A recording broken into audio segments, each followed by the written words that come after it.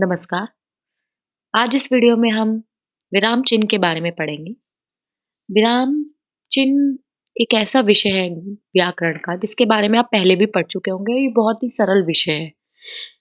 चिन्ह का मतलब आप लोग समझते ही हैं किसे कहते हैं, सिंबल, जो किसी चीज को सिंबलाइज करे, जिसको देखकर हम बता दे क्या है। और विराम का मतलब होता है रुकना। तो जिस प्रकार हम चलते चलते कहीं पर रुक कर थोड़ा विश्राम करते हैं और फिर अपनी यात्रा पर निकलते हैं, जिस प्रकार एक यात्रा के दौरान रास्ते में कई छोटे बड़े पड़ाव आते हैं और उन पड़ावों को सफलतापूर्वक पार कर हम अपने लक्ष्य स्थल पर पहुंचते हैं, उसी प्रकार भाषा में भी अल्प विराम, अर्ध विराम, पूर्ण विराम आदि कई प्रकार के पड़ाव होते हैं, जिनके उचित प्रयोग से हम अपनी भाषा को सार्थक और शुद्ध बना सकते हैं।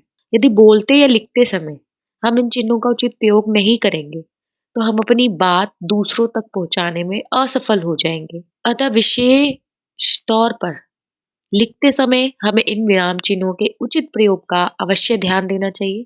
जैसे हम एक एग्जाम्पल देख लेते हैं। आपको आपकी स्क्रीन पे दिखाई दे रहे होंगे, दो वाक्य लिखे हुए हैं। पहला वाक्य है रुको मत जाओ और दूसरा वाक्य भी है रुको मत जाओ। अब पहले वाक्य में लिखा है रुको, फिर कॉमा, जिसको हम कहते हैं अल्प विराम, और फिर उसके बाद है मत जाओ और पूर्ण विराम, की पूर्ण विराम का मतलब है यहाँ पे ये वाक्य खत्म। वही दूसरा वाक्य है रुको मत, फिर उसके बाद अल्प विराम और फिर जाओ और पूर्ण विराम।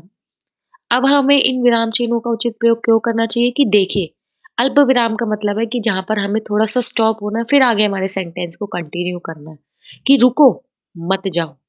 वही दूसरा वाक्य रुको मत जाओ, यानी अल्प विराम के चेंज करने पर, उसका स्थान बदलने पर वाक्य का अर्थ ही यहाँ पर बदल गया है। कि पहले का मतलब है कि रुको मत जाओ और दूसरे का है रुको मत तुम जाओ। तो इस प्रकार हमें विराम चिन्हों का उच्च स्थान पर प्रयोग आना अत्यंत आवश्यक है। इस प्रकार विराम चिन्ह की परिभाषा की ओर भी हम एक बार ध्यान दे लेते हैं कि भाषा में भावों अथवा अर्थ की स्पष्टता के लिए जिन चिन्हों का प्रयोग किया जाता है वे विराम चिन्ह कहलाते हैं। अभी तक आपको यहाँ पर क्लियर होगा। अब हम पढ़ते हैं विराम चिन्ह के प्रकार के बारे में।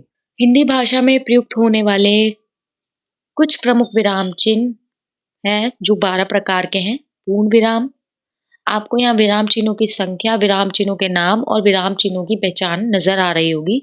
इसमें पूर्ण विराम, अल्प विराम, अर्ध विराम, प्रश्न सूचक चिन्ह, विस्मयादिबोधक चिन्ह, निर्देशक, विवरण, योजक, लाघव, उद्धरण, कोष्ठक और हंसपद है।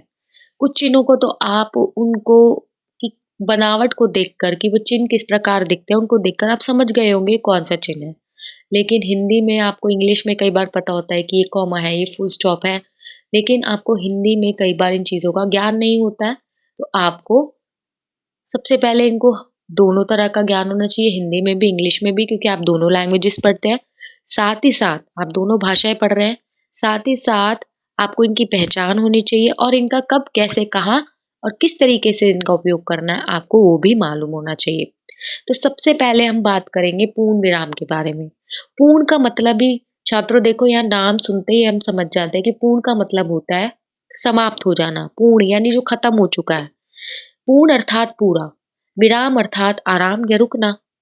वाक्य के पूरा होने पर उसके अंत में पूर्ण विराम चिन्ह का प्रयोग एक खड़ी रेखा के रूप में किया जाता है, जैसे आप लोग इंग्लिश में फुल स्टॉप का प्रयोग करते हो। तो इस चिन्ह का प्रयोग प्रश्न सूचक वाक्यों के अंत में नहीं किया जाता, क्योंकि जो क्वेश्चन मार्क वाले वाक्य होते हैं, जिनके अंत में प्रश्न पूछा जाता है और जिनके अंत में प्रश्न सूचक चिन्ह आता है, वहां इनका प्रयोग नहीं होता।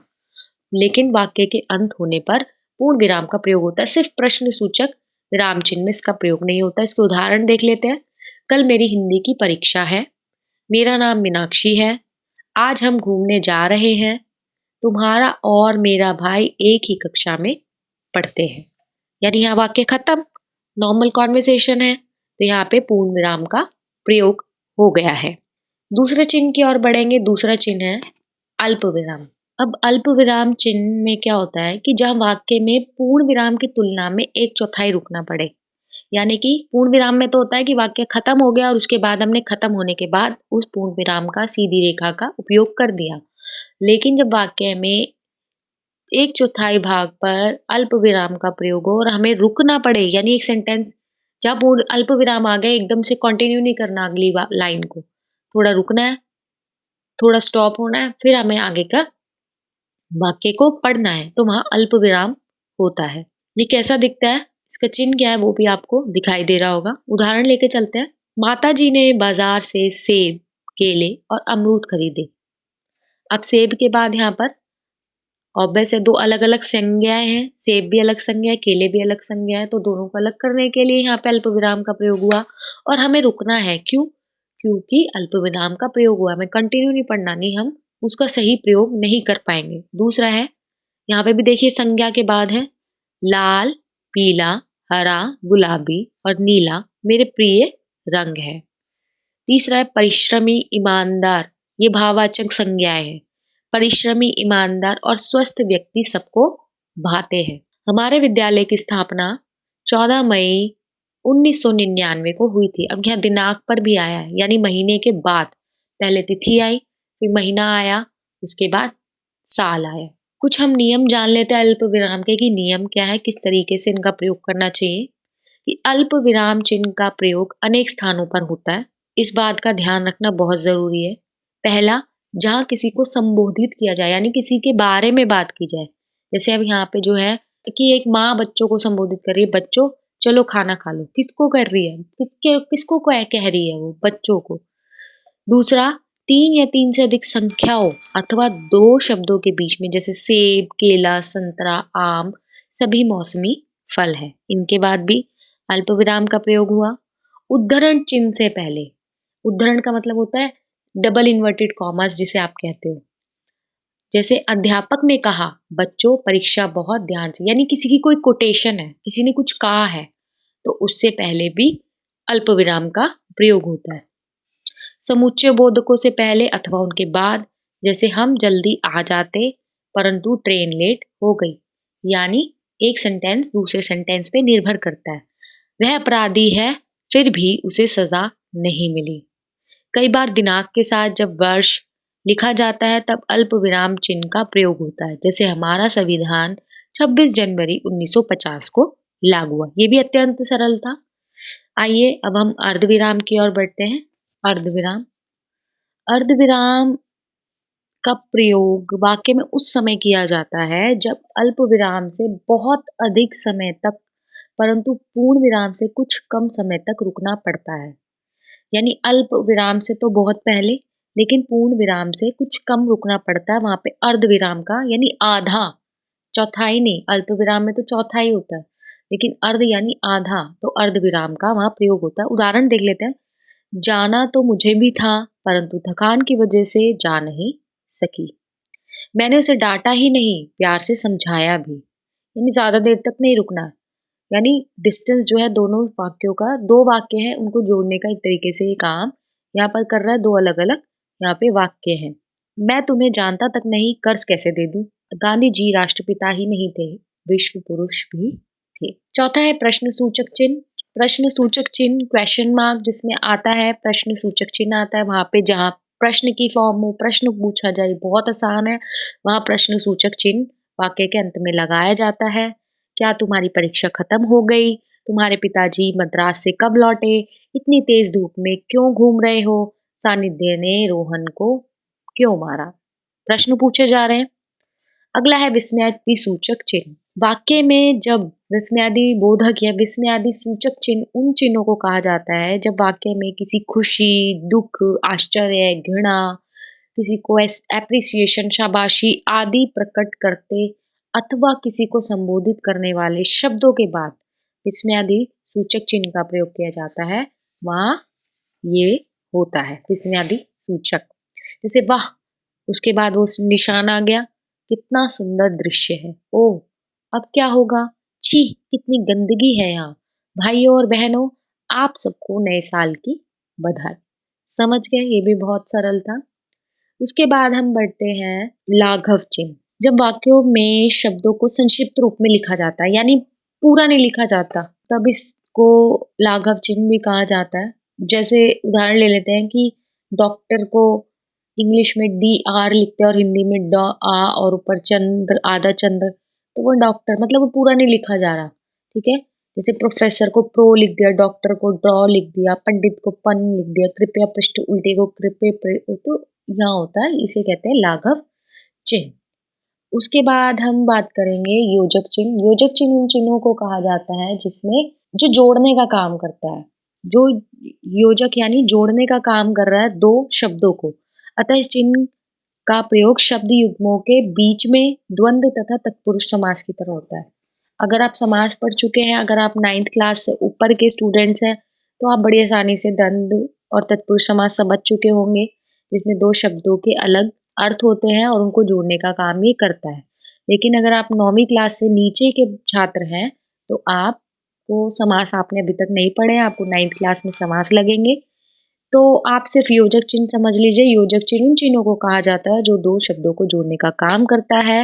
उदाहरण देख लेते हैं, जैसे रात दिन, जो अपोजिट है, जो तुलना कर रहा है, तुलनात्मकता बता रहा है, उन दोनों के बीच के डिफरेंस को बता रहा है, उन दोनों के बीच के अंतर को, उनकी तुलना कर रहा है, तो वहां पर योजक चिन्हों का प्रयोग किया जाता है। जैसे रात दिन, सुख दुख, दाल रोटी, माता पिता, या चलते चलते, बार बार। अब यहाँ पे क्या हो रहा है कि अब यहाँ दूसरी चीज आ गई कि तो कोई सेंटेंस दो बार बोल दिया, मैं चलते चलते थक गया, मैं बार बार पढ़ाई करते करते थक गया, उठते बैठते हंसते गाते, चांद सी सूरत, रुई सी सफेद, एक चौथाई, दो तिहाई आदि। उसके बाद हम पढ़ेंगे हंसपद।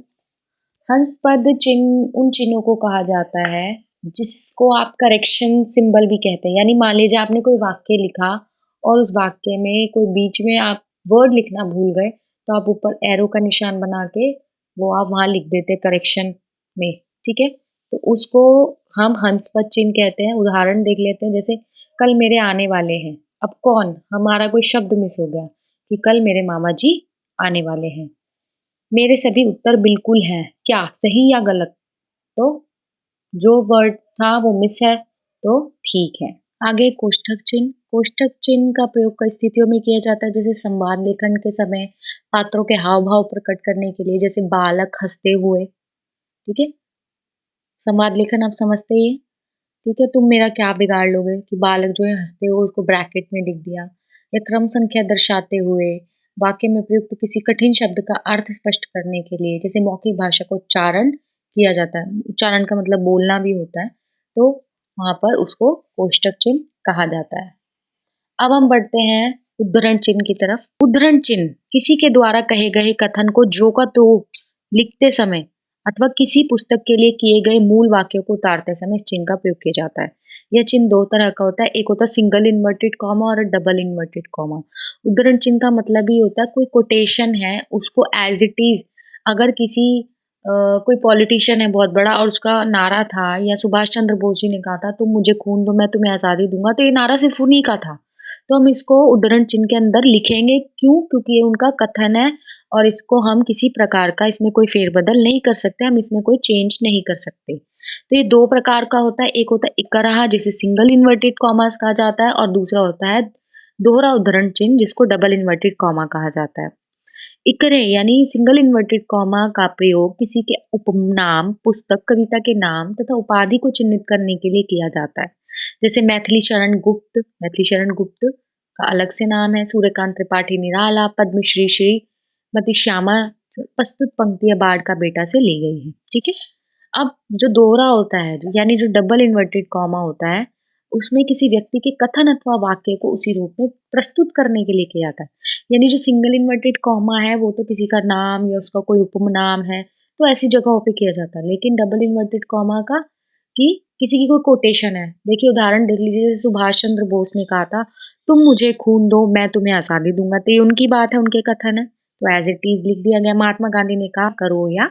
उद्धरण चिन्ह का प्रयोग पूर्ण विराम, प्रश्न सूचक चिन्ह, विस्मयादिबोधक चिन्ह आदि के बाद होता है। इस चीज को ध्यान रखना, एक तरीके से नोट है। उसके बाद हम आगे बढ़ते हैं विवरण चिन्ह की ओर। सारे बहुत आसान है और एक बार आपने पढ़ लिया आप कभी नहीं भूलोगे। साथ के साथ आप एग्जाम्पल्स या आपके पास कोई रेफरेंस बुक हो या कोई हेल्प बुक हो या कोई ग्रामर बुक हो, तो आप वहाँ प्रैक्टिस कीजिएगा, आप बहुत आसानी से समझ जाएंगे। उसके बाद है विवरण चिन्ह। वाक्यांशों के विषय में सूचना या निर्देश आदि देने के लिए विवरण चिन्ह का प्रयोग किया जाता है। दूसरे शब्दों में कह सकते हैं कि किसी बात का उदाहरण या विवरण अगली पंक्ति में देते समय भी विवरण चिन्ह का प्रयोग किया जाता है। जैसे सांप्रदायिकता, राष्ट्रीय एकता के लिए भयंकर खतरा। जैसे आप निबंध वगैरह भी ढूंढते हैं या हिंदी में निबंध होते हैं, तो यहाँ पे विवरण यानी कोई एक वर्ड लिख दिया, फिर उसके बारे में आगे एक्सप्लेन किया कि इसका मतलब क्या है। साहित्य, मानवता का दर्पण और दीपक, कि आपको इसी चीज के बारे में ये बताना है। तो ये विवरण है, यानी उसको एक्सप्लेन करना है। आगे बढ़ते हैं हम निर्देशक चिन्ह की ओर। निर्देशक चिन्ह, इस चिन्ह का प्रयोग किसी उदाहरण की ओर संकेत करने अथवा निर्देश देने के वाक्यों के बाद होता है। ये चिन्ह योजक चिन्ह की ही भांति होता है, यानी वो थोड़ा छोटा होता है परंतु आकार में ये उससे थोड़ा बड़ा होता है। योजक चिन्ह, उदाहरण देख लेते हैं। माँ ने कहा, मुझे तुमसे यह उम्मीद नहीं थी। यानी किसी की कोटेशन है तो उदाहरण चिन्ह भी आ गया, साथ ही साथ माँ ने कहा है तो ये निर्देशक चिन्ह भी आ गया, यानी निर्देश की तरह इसका इस्तेमाल हो रहा है। सुभाष चंद्र बोस ने कहा था, तुम मुझे खून दो मैं तुम्हें आजादी दूंगा। ठीक है, मतलब ये आपको समझाने के लिए यहाँ इनका प्रयोग किया गया है।